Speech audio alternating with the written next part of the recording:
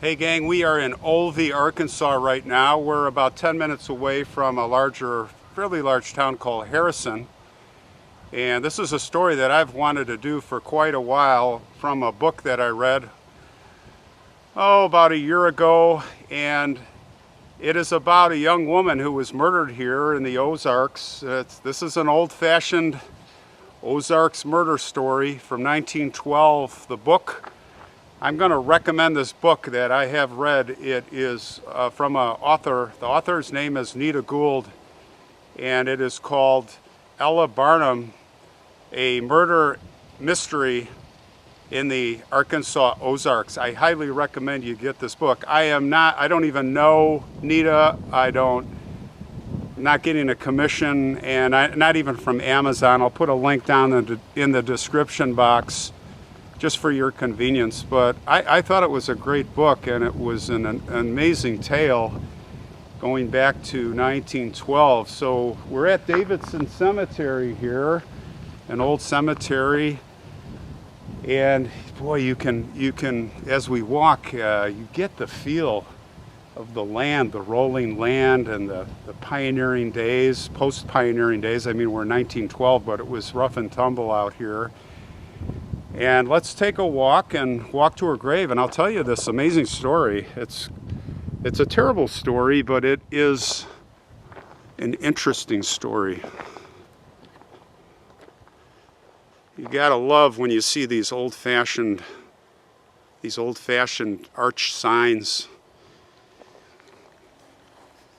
from the days of old. Well, let's check it out. And we are in. Well, let's take a look around here. Her grave is way, way back there, probably where the older graves, where they started the cemetery, and it looks like they have been working their way forward up until, as you see here, modern times. But this was actually a famous case back in the day, a big-time famous case. And it's interesting to note that the author was a first cousin twice removed from Ella. She has a lot of all Ella's hand-me-downs and artifacts, and she was inspired to write this book. A first cousin twice removed, well, I'll just say it's a relative. You can figure it out. But it was on the morning of Thursday, November 21st, 1912. Young woman Ella Barham walked from her home. It was south of a place called Crooked Creek.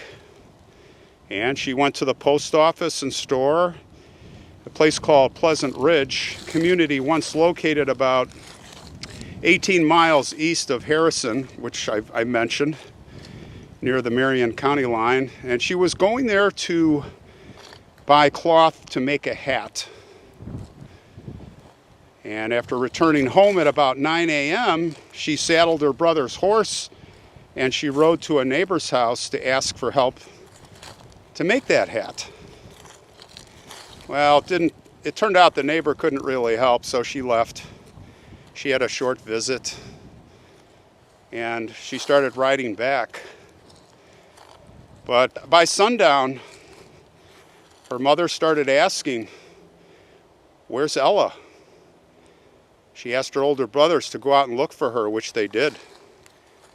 Well, the word spread pretty quick, and there were search parties formed. They scoured the nearby woods, the roads, the banks of Crooked Creek. And horrifyingly, at about 9 p.m., two boys and a man who had earlier been hunting game had found her dismembered body. I think she was in 5 pieces, as I recall from the book, and her remains were scattered over a hillside south of the creek, which was near her home and not far from an abandoned mine shaft that was there. She had been decapitated, her torso cut in two, and both legs completely cut off. It was a brutal scene.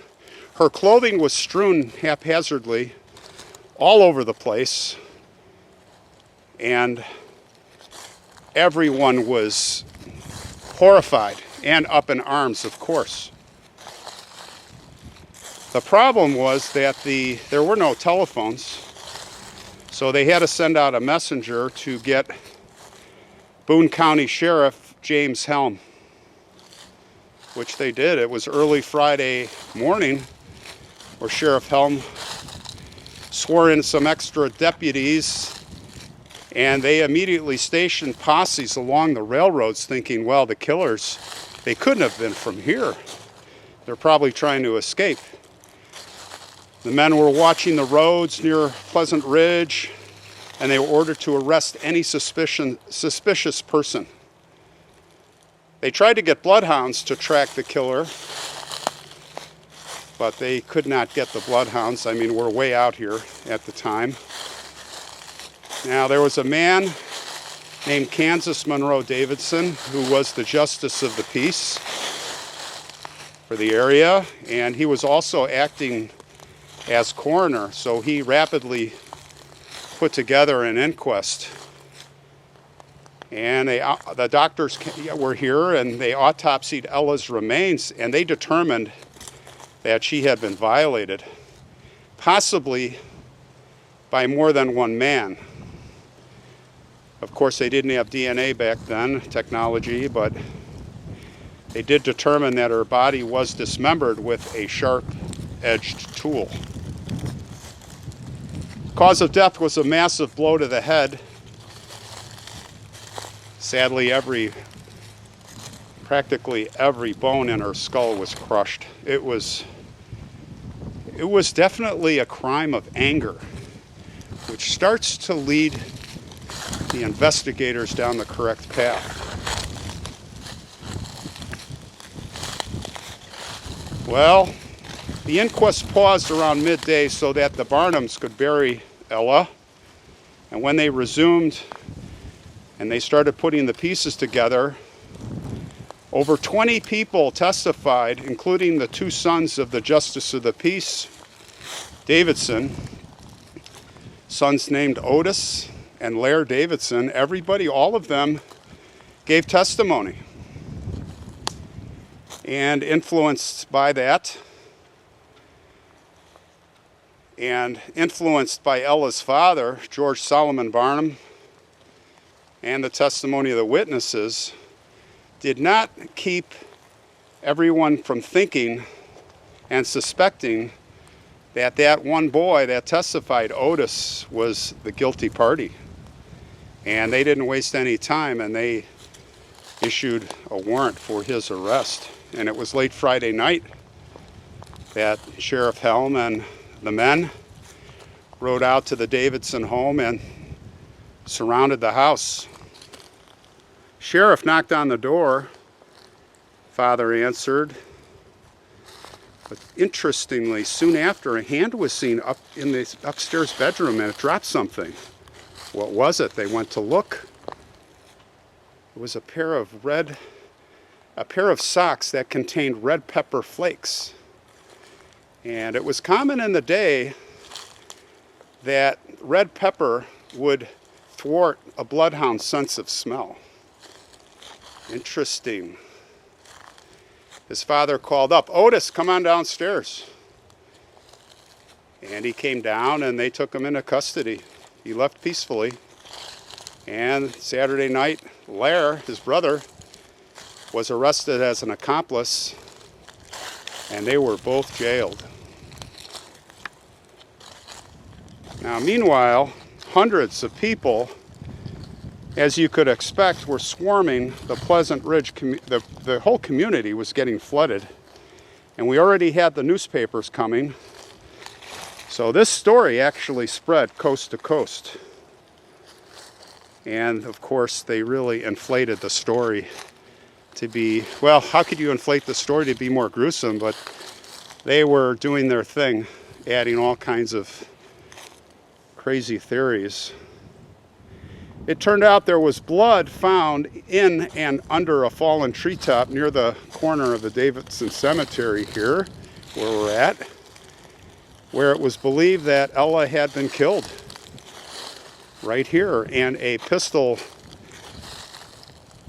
missing one bullet was laying in the grass over here, not far away. And there were bloody rocks discovered in a nearby ravine, which is right over there.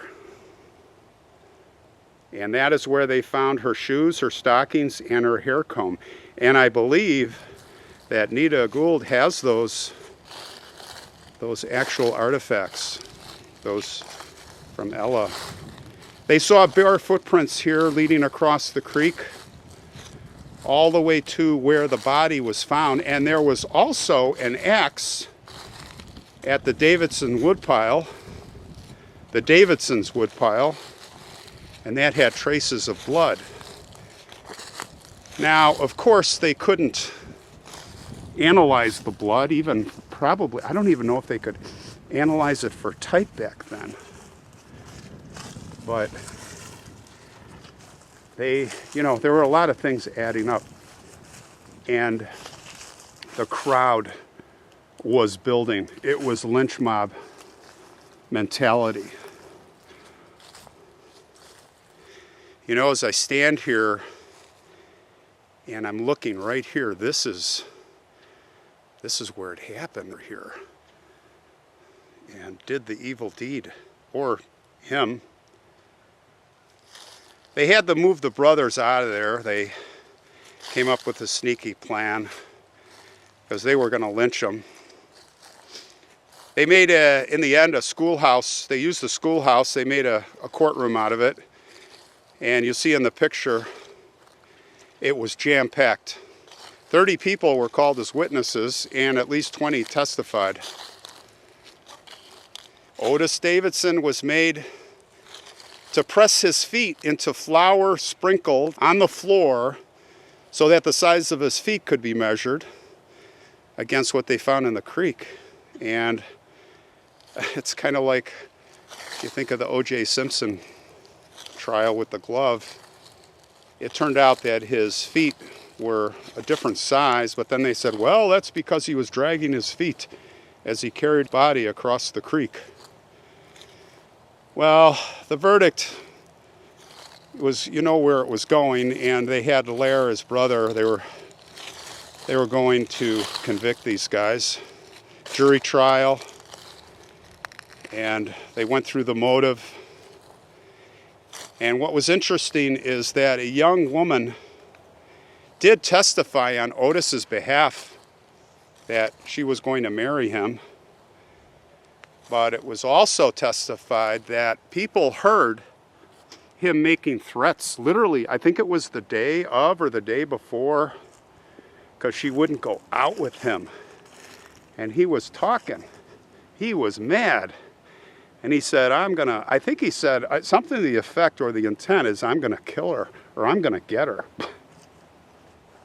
Otis, if you're going to do something like that, don't be, not very sharp guy, obviously. Otis did not testify in his own behalf. He remained stoic at the trial. And on Saturday, January 25th of 1913, the jury returned its verdict of murder in the first degree, guilty. They had taken Otis and hid him. He was not in the courtroom. They thought if for some reason he got a not guilty, the whole town would have went up for grabs. They probably would have burned the courtroom down.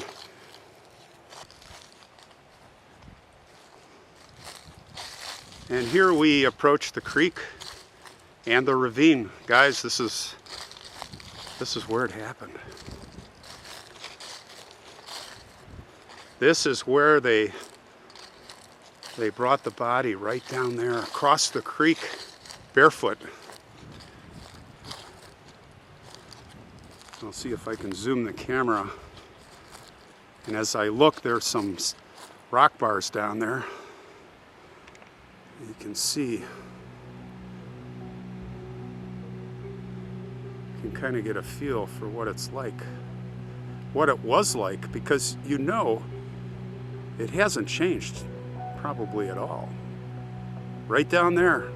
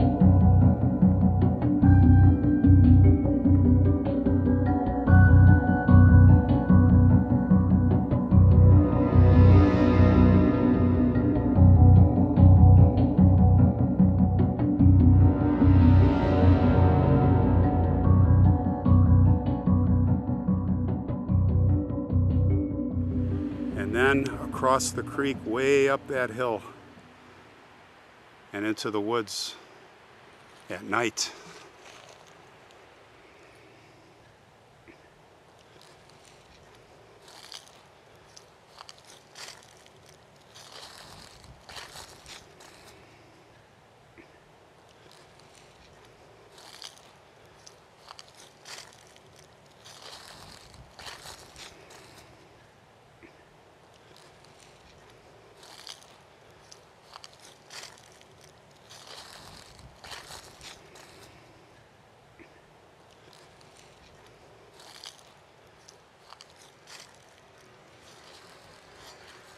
Well, the judge sentenced Otis to hang.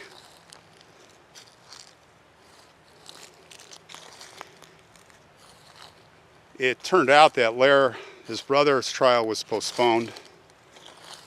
And in Harrison on August 11th, 1913, in the presence of a crowd that reportedly numbered in the thousands, Otis Davidson was hanged inside an enclosed scaffold. Immediately before his death, he declared his innocence to the crowd. He told them that he hoped that they would identify the real killer someday. And as we talked about in the prior story of Carney Parsons and the death of his family, as they do in those days many times, the rope was cut into multiple pieces and tossed into the rowdy throng of people. The day after the execution, they released a sworn statement that he had made. Otis, he had written a note the day before he was hanged, and again he had asserted his innocence. He was wrongly convicted. And as it turned out, Otis would be the last man legally hanged here in Boone County before the state changed its method of capital punishment to the electric chair. He's buried over at Harrison's Maplewood Cemetery. We're not going to go there. A curious inscription. Here rests the ashes of Otis Davidson, born January 22nd, 1883. His life taken August 11th, 1913, quote unquote, by misrepresentations born of excitement. Well, due to lack of sufficient evidence, the case of his brother Lar was dropped January 1914. And the father, his wife, and many of their children, including Lar, they had to bug out of here. They had to go to Oklahoma in 1913, heeding a warning given by a group of armed and some say masked men who were on horseback, who came to their house in the middle of the night, and they said, "You better get out of here or we're going to burn your home down, and worse." Ella's family remained here, and I'm guessing that they the descendants, some may still be here. Here's Ella's grave. Here's her monument. And it is a beautiful marble monument, and it has been kept in good shape. There's moss growing on it, but it's in pretty good shape. So we can read the inscriptions pretty well. Ella Lillian Ethel Barham, born February 16th, 1894, died November 21st, 1912, gone but not forgotten.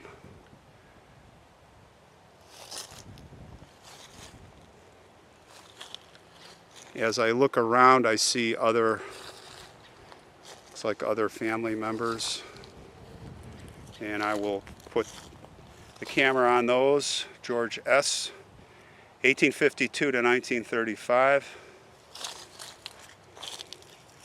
And one more, I think, here. I'm not sure the first name, but 1868 to 1945. I'm guessing these are the parents. Has to be, right? I'll say gone but not forgotten, and that is for sure. Not forgotten. There is looks like somebody had some plants here. It's a beautiful planter. Vase.